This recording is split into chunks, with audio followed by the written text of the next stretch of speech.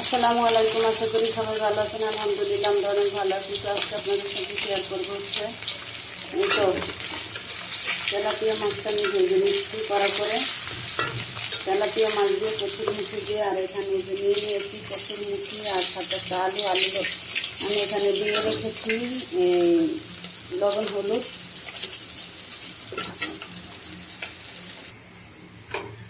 তো আমি এখন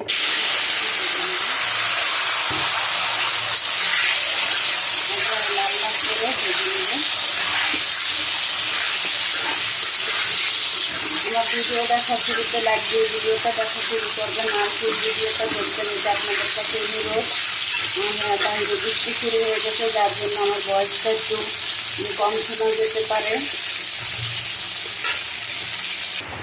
তো দেখেন বাইরে প্রচুর বৃষ্টি হইতেছে, আর এই তো আমার লাল লাল করে ভাজা হয়ে গেছে আলু আর কচুর মুখি। তো আমি এখন এগুলো নামিয়ে নেব। এই তো উঠিয়ে নিলাম।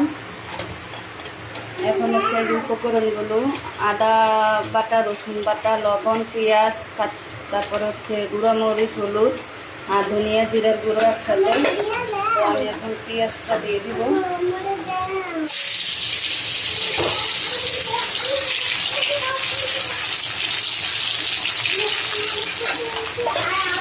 তারপরে সব উপকরণগুলো দিয়ে দিব,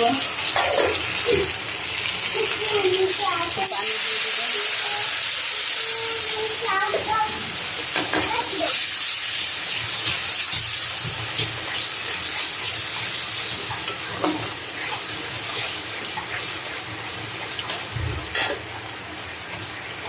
এখন মশলাগুলো অনেক সুন্দর কষানো হয়ে গেছে। এখন আমি কচুর মুখিগুলো দিয়ে সুন্দরভাবে কষিয়ে নেব। আর তেলটা একটু বেশি হয়ে গেছে, যাই হোক ভালো লাগবে তেল বেশি হলে।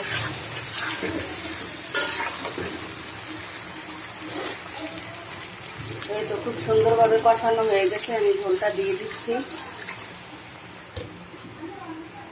আর একটু ঝোল দিতে হবে। দেখুন কালারটা কতটা সুন্দর, এইভাবে ট্রাই করে দেখবেন। আমি মাছগুলো দিয়ে দিব।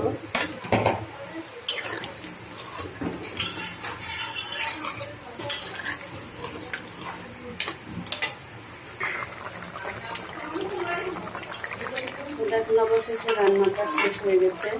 আমার ভিডিওটা ভালো লাগে কমেন্টে জানাবেন, আমার চ্যানেলটা সাবস্ক্রাইব করে রাখবেন। আল্লাহ হাফেজ।